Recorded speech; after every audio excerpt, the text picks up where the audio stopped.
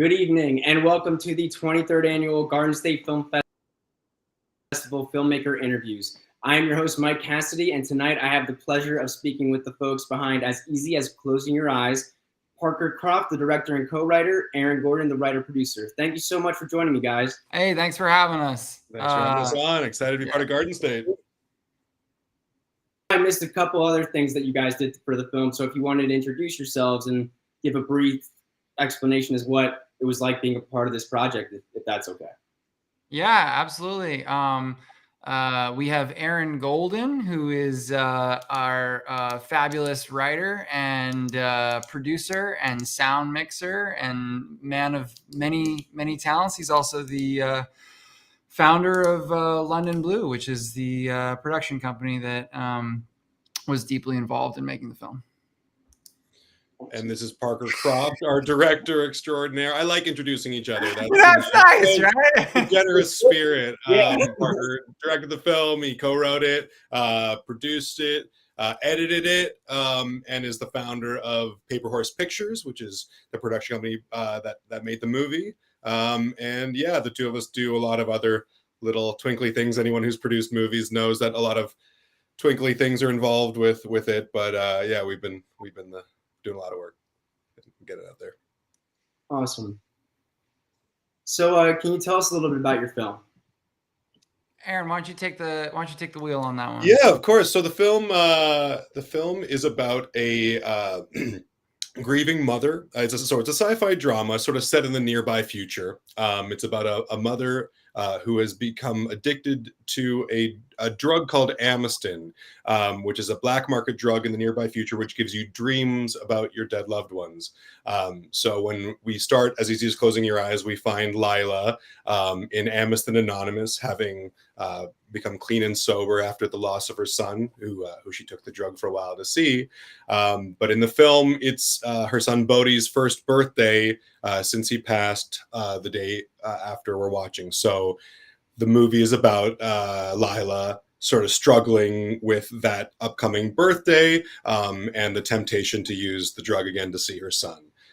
So it's hilarious. It's a rollicking comedy. No, it's a sci-fi drama for sure. We lean into the drama of the human condition in it. Parker, anything to add? He summed it up pretty good there. Yeah, it's yes, it's a good team. Well, yeah, we've been working together for a good long time. But yeah, it's sci-fi drama set in the near future, and we're really, really excited to share it. So yeah, thanks for having us. Of course, yeah, thanks for being here. So we got a second to speak before, and I was able to tell you guys that I watched your movie twice, and both times destroyed me afterwards. Thanks. That's the goal. That's the goal. In the best way. We want people's hearts on the ground. Yeah. I know. I was like, wait a second. I should to clarify. I really connected with it because I don't think anyone who, if that drug actually existed, I think a lot of audiences would have to ask themselves, would they use it, even though. So I think that's how I felt, like, because I have loved ones that I would obviously love to see. It was a real tough question to grapple. I don't even think I have an answer if I would do that, but thank you for making this film. You. It really, it meant a lot. Yeah, I have a friend who has a saying that addiction is a response to human suffering. And I think it's a really potent way to think about it, because a lot of times in film, addiction is sort of seen as a boogeyman, or it's taken sort of easily as this bad thing. But if you look at it as a response to human suffering, a lot of the time I think it makes it so much more tragic and so much more relatable. And I think with this film, I think losing loved ones is a pretty universal experience. And so it was, I think we wanted to lean into something that a lot of people of, every social economic class, every group could relate to the suffering of losing a loved one.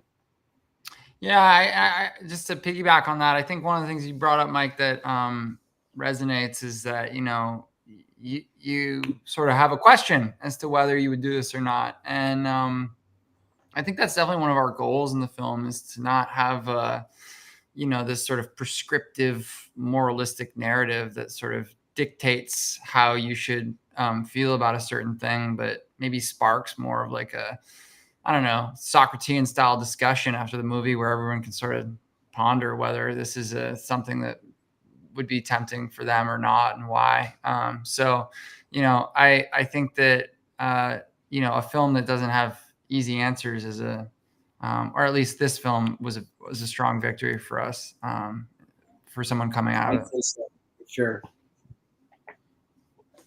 But all right, yeah, great. Thanks for answering that. You had an amazing cast. Can you tell us a little bit about what it was like doing casting calls, finding out when you knew it was the right person, and your crew as well? If you wanted to give some shout outs to the other crew members and everybody, that'd be great too.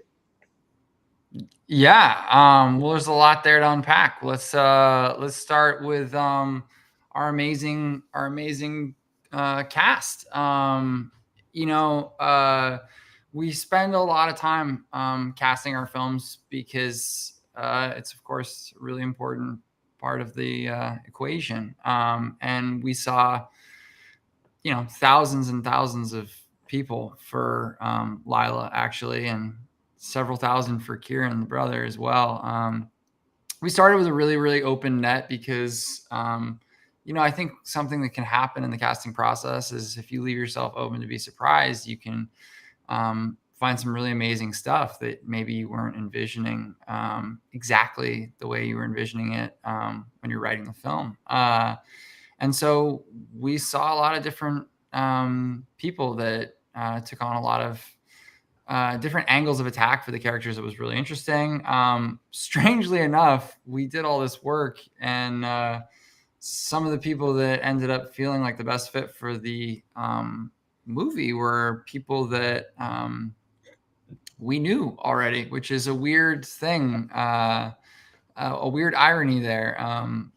Laura and Aaron actually went to college together, and we saw her, and it was pretty clearly the right fit. And then I did a movie with Sean, and I sort of happenstance was like, "Hey, Sean, like, we've been casting this thing for a while. You want to like audition for this?" And he was like, "I guess so." You kind of have been, you've known me for about 10 years, and I've done about 80 movies, so I guess I'll audition for your short film. And then he did, and it was, it felt like a really strong match. And then there's a lot of characters that sort of fill out the world that are characters that we, searched and, finally found. But that was a little bit of the casting process. We it was a long process. It took months. And then I don't know, Aaron, you want to talk a little bit about the crew? We have an amazing crew. Of course. Yeah. So we were super, super fortunate with our crew. It was sort of a mix between people that we had worked with for a long time, and then some newer people. Like, I do a lot of work as a sound mixer outside, so there were some people that I had met that I'd been like, "Hey, I like, you this feels right, this feels right." One of the cool things about As Easy as Closing Your Eyes, Parker has directed a lot of stuff, and we've worked together a fair bit, but this was his debut working with a director of photography. Up until the movie, Parker had been the guy behind the camera, and so one of the things that we were early on searching for was the right fit for director of photography for this film. And I had worked with Zach Sandberg on another short, and I was like, "Hey, when I was talking to some of the guys I was interested in, Zach was right at the top." And so Zach and Parker met, and Zach is a super interesting guy. He's not a big ego guy. Zach is sort of like a put my head down and grind kind of guy. And that was a real good fit for our team, because we've done a lot of just like, carry heavy stuff up a mountain and then carry up another load up the mountain. We'd sort of like to get our hands dirty. And Zach was a great fit for that. A couple other people we were super lucky to work with. I mean, we have a very dear friend, Chris Blim, who was on the camera team with Zach, and Chris is a producer, and Chris just sort of does everything. His nickname on set is Chris Army Knife, because he's just fantastic. So Chris Blim was fantastic. And then our composer, we got in touch with a composer named Mandy Hoffman out of New York, and this was a piece of the process that I think blew both Parker and I's minds, because she created this incredible score for the movie, and then it was her idea to reach out to the Fames Project, which is a orchestra out of it's Macedonia, and they do a lot of scoring, and we were able to get a 60-piece orchestra to record the score. Well, sorry, I don't want to correct you. I think it was a 30-piece orchestra. It was 30 piece. Okay, Yeah, 30 piece orchestra. Yeah. Either way, you hear the movie, and it sort of defied our expectations as to what you could do with a short film. And I think on the rewatch, as you said, you rewatch it, Tice. I think one of the best things about the rewatches is hearing that music again. The score is actually now available on Spotify and Apple Music, and it's so that was really, really amazing. But yeah, I mean, from top to bottom, we were blessed with just an amazing crew and fortunate, and I think it helped make the movie sort of into what it is. Yeah, it sounds like the Avengers of filmmaking all came together and just made this awesome film. So we know that you're going to be showing this at the festival coming up. What are your plans for afterwards for the film? We're releasing the film actually on April 8th, which we're really excited about. We've had a really nice time sharing the film on festivals, and it's been an incredibly wonderful and rewarding experience. But we also want to make sure that people that can't make it out to the festivals get a chance to watch the movie as well. So we'll be releasing it on Film Shortage on April 8th, and you can check any of the information out. I think as easy as closing your eyes, that's our Instagram, and we share information about that. But yeah, it's a place you can check it out very soon if you aren't fortunate. April 8th, yeah. April 8th will be available wide on Film Shortage. We're super excited about that. And a couple other festivals. We're playing Garden State, which is amazing. I think we'll be at the Phoenix Film Festival at the beginning of April. And a couple. We're still going to be doing the festival circuit. Our Instagram's a great place to follow the film. But yeah, I think once April 8th comes up, we'll finally release it into the world. Awesome, something to look forward to. So I wanted to ask you guys real quick. We unfortunately do have to start wrapping up. You mentioned that you have your own production company. Is there anywhere that the audience watching now can check out your other works? Yeah, londonblue.com. That one's still a work in progress. Paperhorsepictures.com, Parker's production company, paperhorsepictures.com is up and running. You can see we did a music video for the All American Rejects a couple of years ago. Another short film that we wrote and produced with Parker's amazing wife and co-founder, Paperhorse Pictures, Elisa Croft. That's on his website.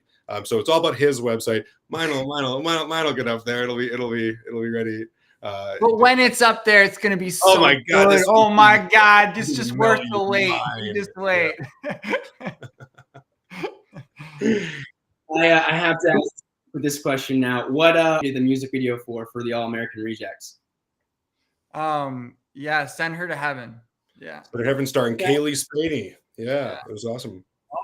I'll have to check that out. All right. Well, unfortunately, we are at the end of our time together. I had an amazing time getting to chat with you both. I loved your film. I know people are going to love it when they get a chance to see it on either at the festival or April 8th. And thank you for taking the time to speak with me tonight. Pleasure. Thank you so much for taking the time to talk with us, Mike. Thanks so much, Mike. And I just want to add one more thing beyond being a great filmmaker. Parker's such a good cook as well. He makes this maple bacon that's just otherworldly. So, this is the guy right here. This is the guy right And you know what? Aaron's a great friend. Honestly, he's got your back. If you're ever lucky enough to get in a room with this guy, just chat him up. It's worth every moment you got with him. There you go. This is how we make the magic happen. Thank you so much, Mike. Appreciate it. Take it easy. Of course. And so this is the best romance I've seen. Romance. I don't know. Well, all right. That leads us into our last question. Maybe Parker can make us some bacon or whatever. Are you guys coming? Will we see you guys at the festival this year? I'm not going to be able to make it to the festival this year. I'm currently in post on another film in Los Angeles right now, but I would love to join it and make it to the festival one of these days for sure. Yeah. Similarly, I got a packed end of March. You know, we gotta grind out those film sets and stuff like that. But I think I sent in a promo video, so we'll be there virtually. We'll be there in spirit, and hopefully next time we have film there, we can be there in person because it sounds like an awesome time and it's going to be a great festival. Yeah. Well, you both will be missed. I will make sure I do a lot of the marketing around the festival for you guys, because you haven't been there. Just telling everybody how great it is. Appreciate it. But honestly, thank you so much for talking with me tonight. That is they just pulled it away. Thank you. That is As Easy as Closing Your Eyes, playing Saturday, March 29th, block TA13 from 8:45 p.m. to 11 p.m. Once again, Parker, Aaron, thank you so much for speaking with me tonight. And I can't wait for everybody to check out your Thanks so much, Mike. Here, man. Bye. Cheers. Have a good day.